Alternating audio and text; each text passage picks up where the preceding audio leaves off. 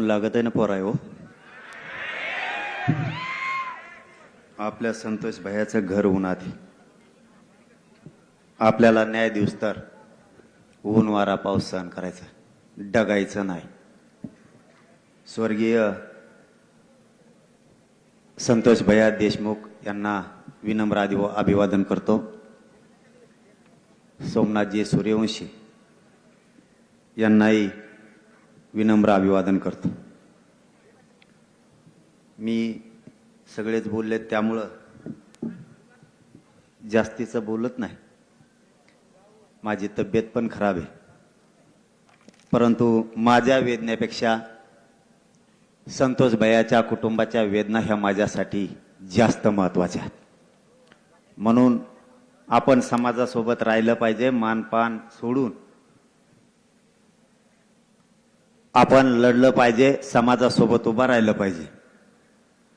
म्हणून प्रत्येक मोर्चात मला जसं जसं जमल तसं तसं चालतो आणि येतोय. संतोष भैयाच्या बद्दल आज एक माहिती आली की सगळ्या आरोपींवरती मोका लागलाय.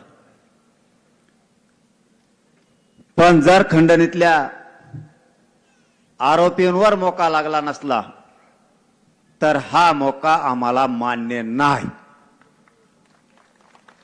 जितके आरोपी आहेत त्या सगळ्या आरोपींवरती मोका आणि जे खंडणीतले आरोपी आहेत, जे खुनातले आहेत, हे दोन्ही एकच.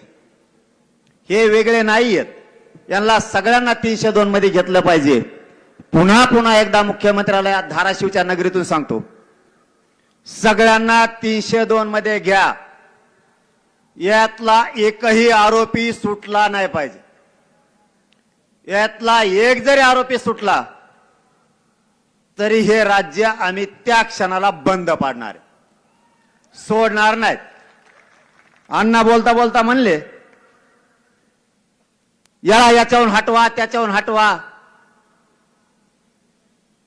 ह्यो दुपाराच माणसं मारायला लागलाय आणि ह्यो जर याला अमुक पदावून हटवलं नाही तर ह्यो सूर्य उगताच लोक मारील. अण्णा पोरं सकाळी मरून द्यायचे का इथून पुढे लोक आपले? आता तुम्ही नुसतं नक्त लावा, मग तुम्हाला कळन कसे कुत्र्यासारखे सालटे निघत आहेत अंगाचे. आता एवढं सोपं नाही. मुख्यमंत्र्याला या धाराशिव नगरीतून आमचं आव्हान आहे. या समाजानं तुमच्यावरती विश्वास ठेवलाय. तुम्ही कुटुंबाला शब्द दिला, एकही आरोपी सुटणार नाही. सगळे 302 खाली येतील. सगळ्यांना मोका लागल. मराठे म्हणून शांत आहेत. परभणीतल्या सोमनाथ सूर्यवंशीला सुद्धा न्याय मिळाला पाहिजे. त्या कुटुंबाला न्याय मिळाला नाही तर आम्ही खांद्याला खांदा लावून त्यांच्या सोबत उभा राहणार आहेत. जर या कुटुंबाशी मुख्यमंत्र्यांनी दगाफटका केला, तुमचा सरकारचा कार्यक्रम संपला. आम्ही सहन करू शकत नाही. मला या धाराशिव नगरीमध्ये आल्याच्या नंतर आणखीन एक माहिती मिळाली आणि ती विशेष करून तुम्हाला दोघा तिघाला सांगतो. झोपले का रे आमदार ते सगळे? सरकारमधले आमदार जागे व्हा. अवघड होईंगा म्हणतो. मग अण्णाला पिक्चर बघते का काय नाही? लय दणका असतोय तुमचा. ह्यो व्हाया बदन्या म्हणते व्हाया. याला सोडत नाही वाटतं काहीच. तुम्ही यांना सोडू नका म्हणजे बस आम्ही आहेत तुमच्या माग.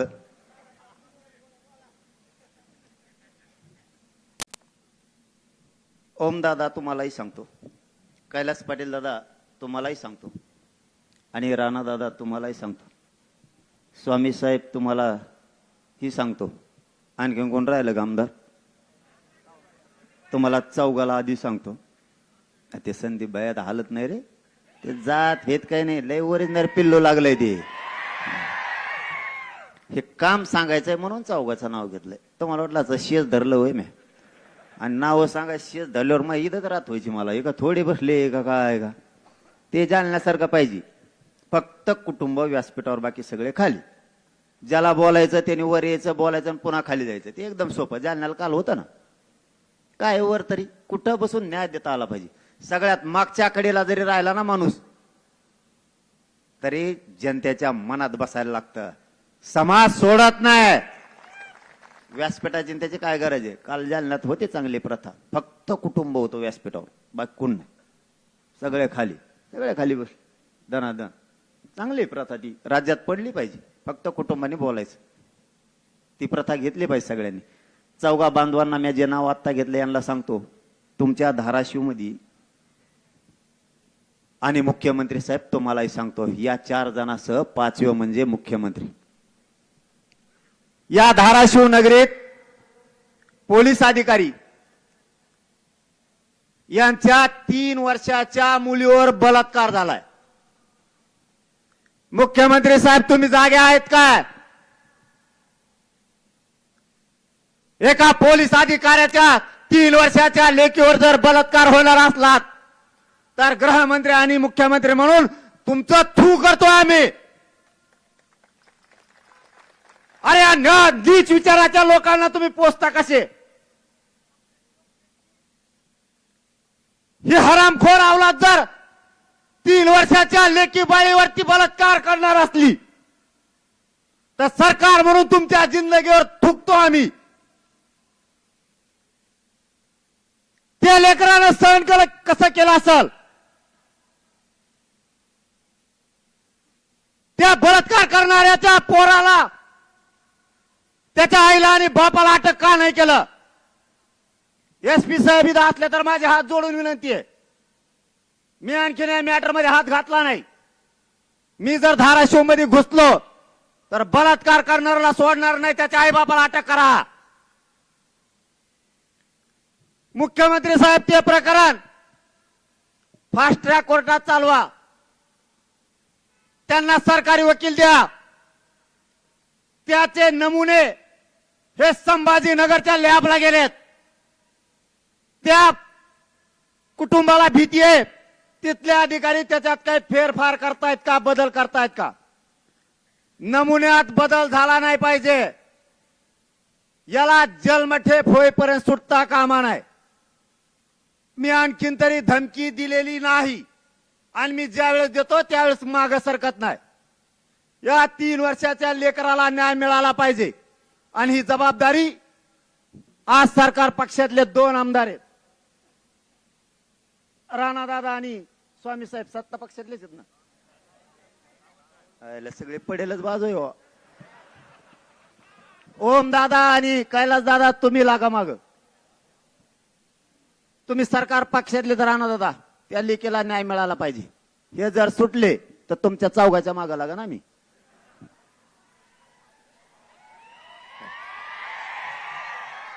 मला माझ्या 3 वर्षाच्या लेकीला न्याय पाहिजे. काय मागत नाही तुम्हाला मी दुसरं. तुमच्यावर ज्या ज्या वेळी येईल पोरावर जो समाजाच्या बाजूने बोलन, तुम्हाला आजच माझ्याकडून विनंती आहे, जो माणूस समाजाच्या बाजूने बोलन त्याच्या पाठीशी खंबीर उभा राहायचं. राहणार ना? तुम्ही भिडायचं. त्या लेकीला न्याय मिळाला पाहिजे. मला इथं आल्यावर आणखीन एक मॅटर कळालं. बघा हे प्रताप धनंजय मुंडेच्या टोळीचे भंगार गोळा केले सालेकडून.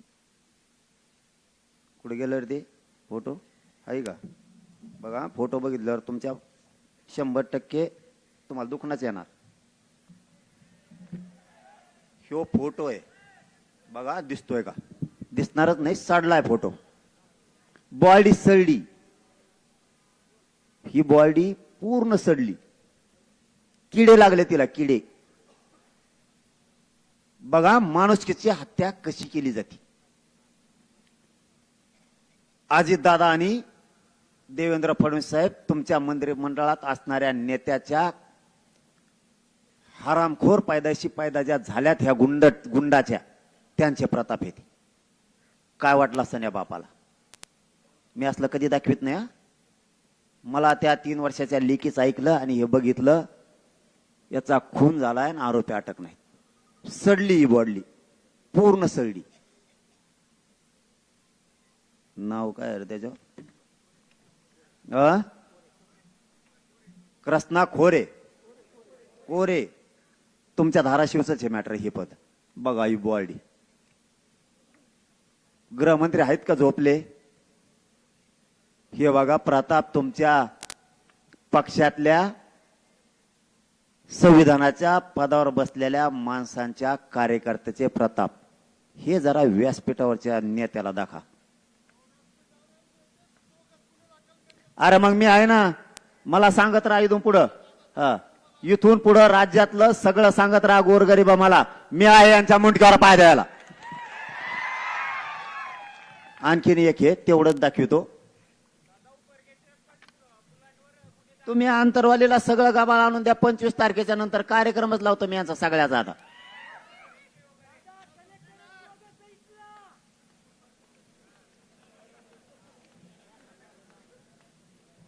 हे केजच आहे. हे केज मधलं. केज मध्ये सुद्धा अशीच एक मुलगी मारून टाकली. मुलगी मारून टाकली. हे आरोपी दारू पितेत बाहेर फरार आहेत. आत्ताही हे सुद्धा त्या धन्या मुंड्यांनी पाळलेली पैदासच. हे असे फिरतेत. न्याय द्यायचा नाही का? आता पुढचं सांगतो. 5 मिनिटात संपवतो. या राज्यातल्या लोकांनी आता जागा होणं गरजेचं आहे. मी कोणाला काही बोललो नाही. या धन्या मुंड्याचं मी कधी नाव घेतलं नाही. जो लोकांच्या पोरी छेडायचं सांगतो, आया बहिणीची इज्जत घेतो, जो खून करायचं सांगतो, असल्यांचं तोंडावर आम्ही नाव सुद्धा घेत नाही. पण ज्या दिवशी धनंजय देशमुखांना यांनी पोलीस स्टेशन मधून जाऊन धमकी दिली, त्या दिवसापासून मी धनंजय मुंड्याच्या मागे लागलो. आणि एकदा मी मागे लागलो तर पाणी पाजल्याशिवाय सोडित नाही. आपला रूलच तसा आहे. मी 25 तारखेपर्यंत आता शांत आहे. मी 25 तारखेपर्यंत काही बोलणार नाही. कारण माझ्या लेकराच्या तोंडाला हातातोंडाला आलेला आरक्षणाचा घास आहे. 25 तारखेपासून आमरण उपोषण. एकदा उपोषण झालं ना, आरक्षण मिळालं, याच परळीपासून मुंबईपर्यंत सगळं काढतो.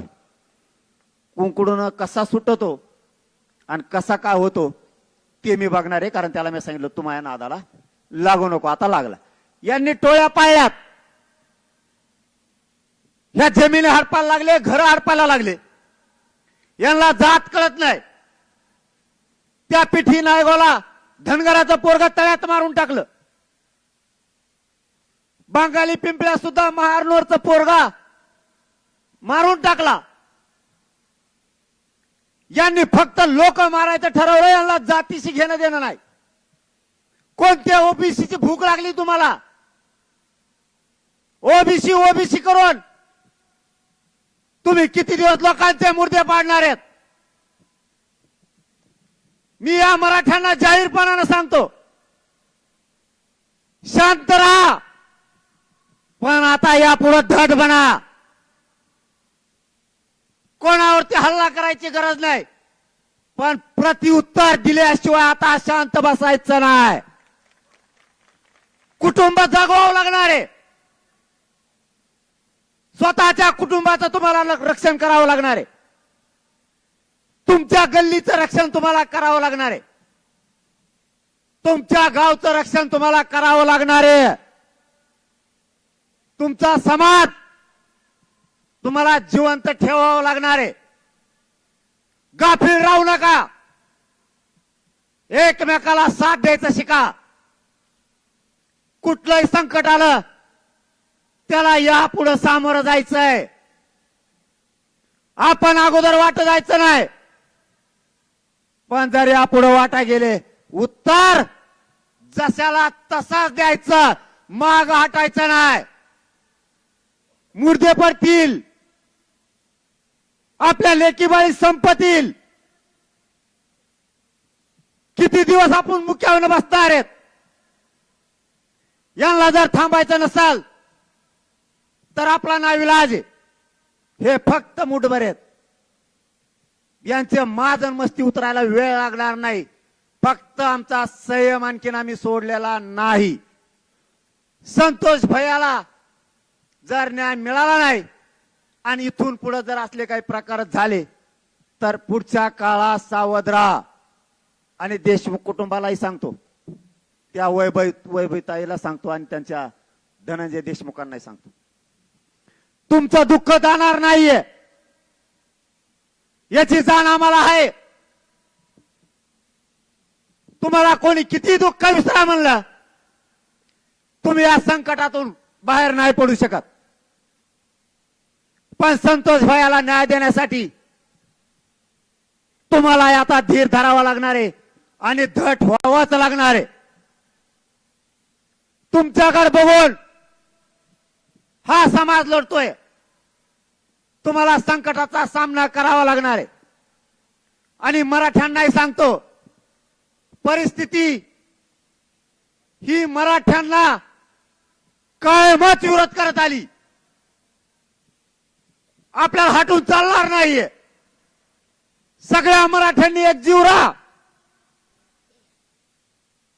माग जर हटलो तर आपल्या लेकरा बाळाच्या आणि समाजाचे तुकडे पडण्याची शक्यता आहे. माझा विचार मी नाही करत,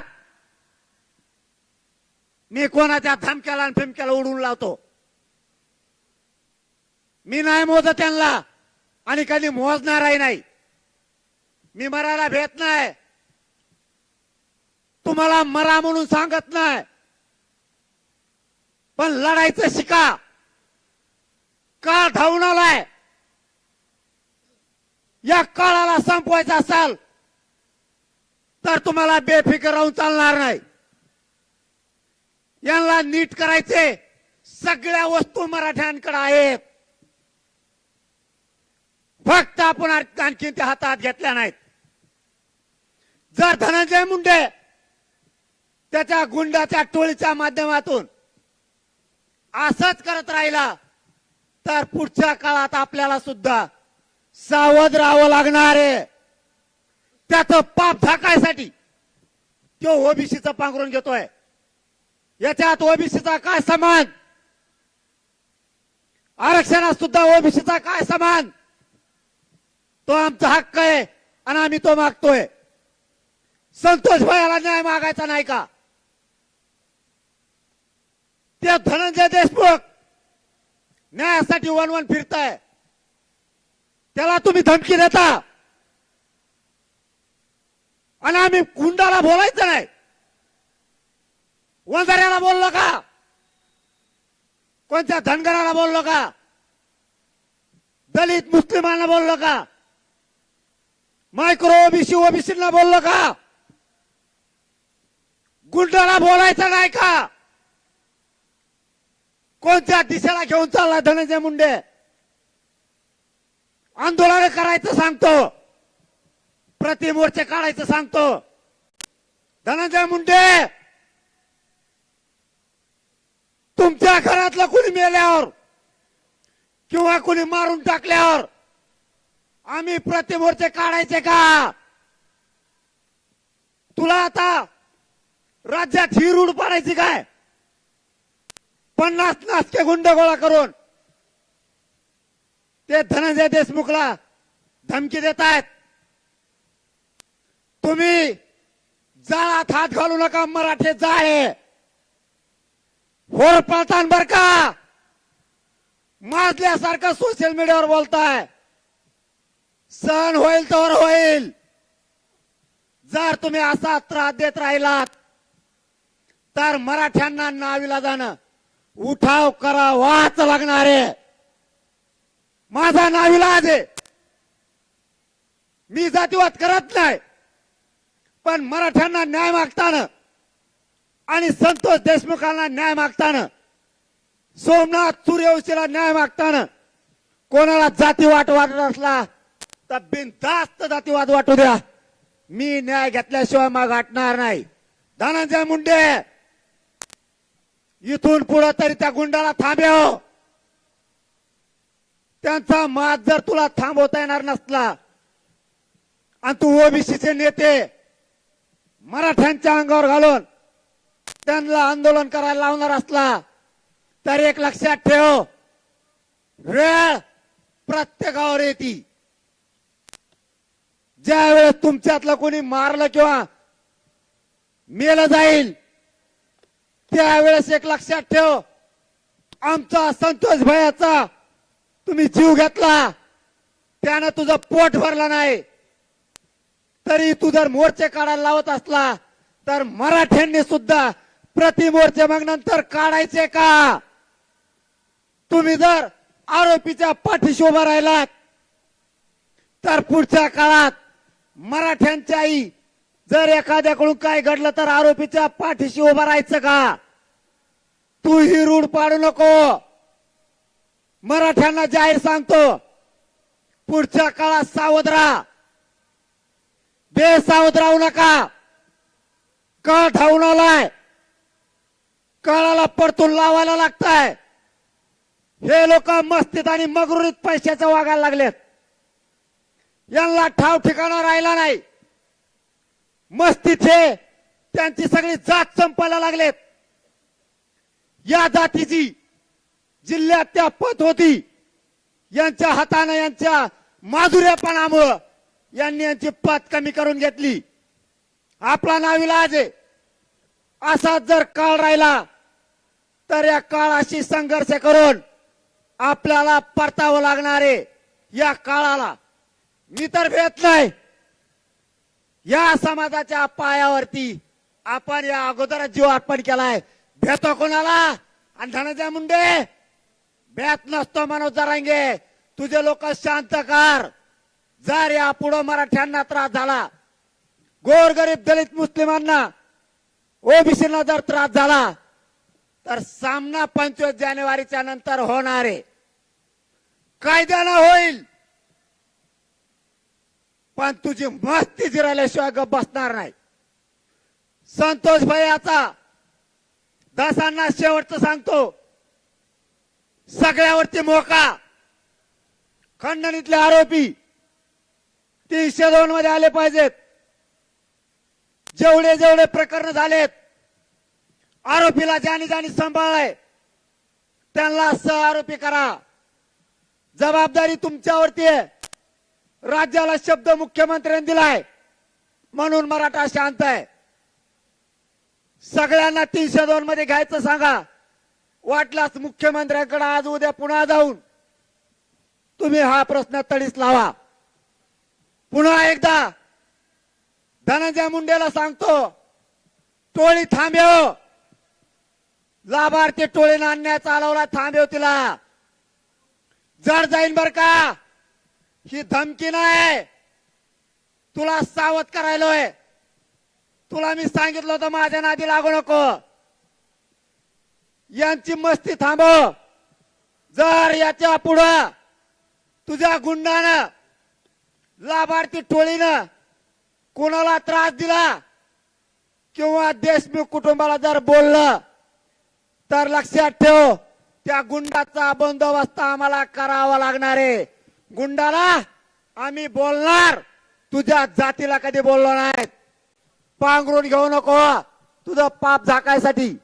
शेवटचं सांगतो, तुम्हाला हात जोडून विनंती आहे, सगळ्या पक्षाच्या लोकांना आणि सगळ्या मराठ्यांना देशमुख कुटुंबाच्या पाठीशी उभा राहा आणि 25 जानेवारीला सगळ्यांना अंतरवाली लिहा. धन्यवाद. जय शिवराय.